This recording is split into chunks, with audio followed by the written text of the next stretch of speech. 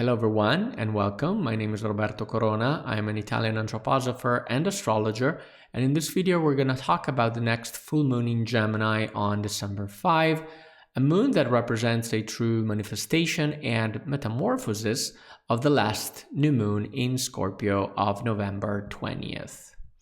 Now this moon opens us up to the influences of Sagittarius, a mutable fire sign, and in fact warmth returns. And we're not talking about external heat here, obviously, but rather about an internal human warmth. So metaphorically speaking, we could say that at the height of darkness on the night of the year, human beings gather around a spiritual fire, singing together nostalgic songs that invoke the coming of the solar spirit back to the earth. Now, this is the chart of the full moon in Gemini, but let's start, as always, with the latest changes in the sky. On November 22nd, the Sun entered Sagittarius, followed by Venus, who only enters the sign starting on November 30th. Here it's Venus following the Sun in Sagittarius. Then on November 28th, Saturn turns direct, given its relative position to the Sun, meaning that after the second trine with the Sun, external planets in particular, they turn direct again. Now, this planet turning direct is followed by Mercury, which, as we know, finally turns direct too on November 29. And in fact, the chart features, fortunately, a Mercury that is not retrograde anymore. And this is important because it's a full moon in Gemini, meaning that it is ruled by Mercury. Now, this moon is going to accompany us through most of Advent season until December 20th. And this is a full moon. So this means that we're reaching a peak, a culmination of the manifestation process. So we have the life forces of the earth that manifest themselves fully in a full moon. And in particular, the starting seed of this manifestation process was the last new moon in Scorpio of November 20th. And this is very, very important because we have definitely very interesting analogies between the last new moon and the current full moon, as we're going to see. But basically, this energy will accompany us until December 20th with the new moon in Sagittarius. So moving on to the chart, the full moon is located at 13 degrees Gemini and 3 minutes. In the starry image of the bull, we have the starry Taurus up here. And the sun is, of course, at the opposite degree in a very, very special position because, as you can see, the sun is midway between Venus and Mars. So the sun is sitting on the midpoint between Venus and Mars, just as in the last new moon in Scorpio, of which this chart is a full manifestation of. So this is a very, very interesting analogy to point out because this means that we have the same process, the same strive for balance here. Now, the moon is in Gemini, and this means that, of course, as we mentioned, it is ruled by Mercury. Mercury, which is in Scorpio and again has finally turned direct. And this means that we have a positive evolution of this dynamic in the chart, because if you remember, during the last new moon, Mercury was still retrograde, and Mercury was in a very, very close conjunction with the Sun and the Moon. But here, Mercury is the ruler of the full moon, and it is not retrograde anymore. So this is definitely an improvement. And Mercury in Scorpio here is in turn involved in the main configuration of the chart, namely a water grand trine. As you can see, we have this trine with Jupiter, with Jupiter in Cancer on the one hand, and on the other with the Saturn-Neptune conjunction. And together, these three planets are forming another configuration, because if we add Uranus to the equation, we have a kite configuration. So this is the kite, and the tip of the kite is Uranus, and this means that this planet energizes and focuses all the ongoing energies of the chart. So let's tackle the meanings of the chart from a physical standpoint. So we have a full moon in Gemini, and Gemini is all about bringing change, bringing news, and especially revelations, because this is a full moon. So we have in the night the very culmination of moonlight, right? So things are getting clearer and clearer with this moon. And this light in the darkness has also, I would say, a Uranian quality, because Uranus is the tip of this kite configuration. And on top of that, it is opposite Mercury. So we have Mercury down here in Scorpio and Uranus in the late degrees of Taurus, right? So this means that we could experience sudden revelations, because, Uranus is very quick and it brings revolutions, right?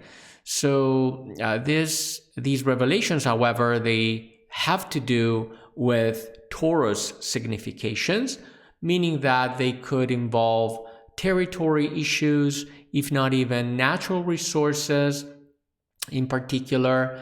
And this is because, of course, Taurus is the zodiac sign of nature herself. It is the zodiac sign of the land. And since this chart represents an evolution of the previous one, here we could witness the resumption of negotiations, if not even their unlocking. And these negotiations, they involve war fronts. Why is that? So if you remember, we talked about this in the last video, but basically here, Mercury has just turned direct, first of all. So we have this unlocking of communication. And Mercury rules the new moon in Gemini. Gemini being all about, of course, communication, especially related to a commercial aspect as well. Whereas war fronts, we can find the signification in particular, war fronts involving, I would say, national borders. So these significations are represented by Jupiter in Cancer, because Jupiter is the planet of our sense of belonging, and Cancer is the zodiac sign of nations. And on the other front, we have here the unstable Saturn-Neptune conjunction. So Saturn is the ruler of borders of all kind, and Neptune, from a physical perspective, brings instability and chaos. So we have unstable borders, we have nations, and we have communications through Mercury. And for this reason, we could witness this unlocking, this resumption of negotiations in this perspective. So on top of that, Mercury is making an opposition to Uranus in Taurus. And Taurus is all about, of course, the land, natural resources. So we have some issues to resolve through these negotiations that has to do with rare earths, right?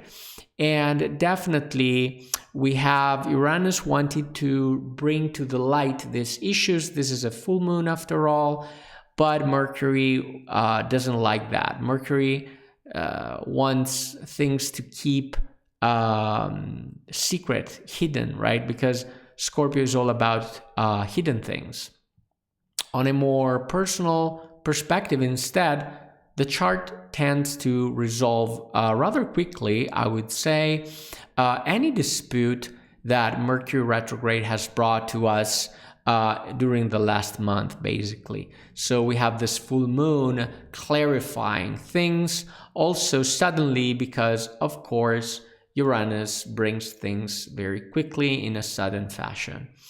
In fact, I would say that this doesn't happen without tension, because despite being secondary in the chart, we still have this aspect that you can see here.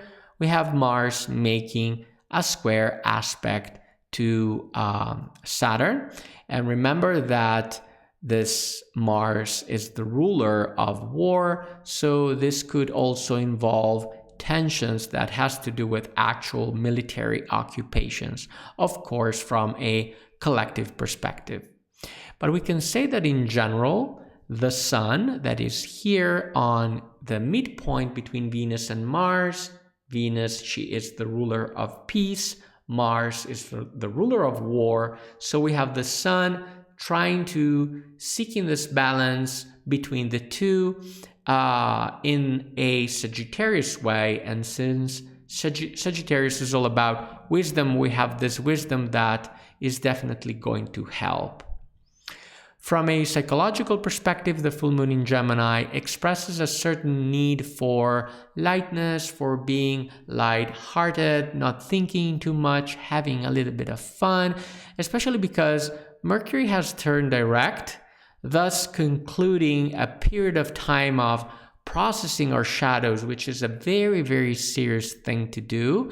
They may have been very challenging, and now we just want to relax, to laugh a little bit, to take things not as seriously.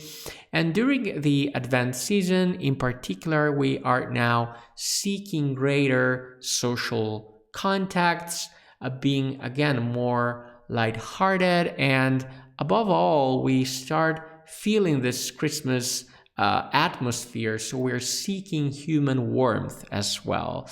And in my opinion, the beneficial aspects of the chart, especially Mercury's aspects, they can help us recover and definitely rest a little bit more.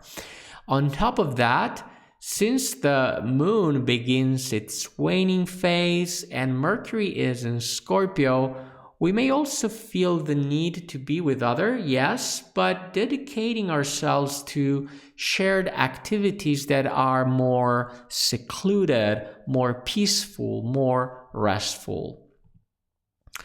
Last but not least, from a spiritual perspective, the moon shines in the starry image of Taurus, which immediately brings us back to the astrological age of Taurus. And according to astrosophy, the astrological age of Taurus corresponds to what in anthroposophy we call the Egyptian Chaldean cultural epoch. And this period of time led to the birth of a specific spiritual impulse, and that's Hermeticism, right? So today, we can clearly identify with the overlap between the starry Taurus and the tropical sign of Gemini, the spiritual impulse, because, again, Gemini is ruled by Mercury. Mercury is in Scorpio, the zodiac sign of mysteries. So we might have a spiritual inclination towards studying these mercurial matters, this hermetic matters. And Mercury is also called Hermes among the Greeks, or Thoth for the Egyptians. So we definitely have this hermetic spiritual current that has to do with the mysteries and, of course, with the mind, because Mercury is the planet of the mind. So we might feel more inclined towards studying, to delve deeper into important esoteric and spiritual themes, which we can also share, of course, with others in study groups or forms of, spiritual communities of any kind. And this is also confirmed by the presence of a trine between Mercury and Neptune. Neptune is up here. Neptune especially, of course, has to do with spirituality, as we know, and the influence of this planet can open up the mercurial mind to spirituality, yes, but also to higher states of consciousness dear to Neptune. In short, during this full moon, which will accompany us through most of the Advent period, we could experience clearer perceptions of the spiritual worlds, so direct spiritual experiences, which can allow us to approach with greater awareness the mystery of the birth of the solar deity on Earth, that is, of course, the mystery of Christmas. Again, thanks for watching. If you want to support my work, please like this video, subscribe to the channel, turn on the notification bell not to miss out on future astrological insights. I am Roberto Corona. See you in the next video.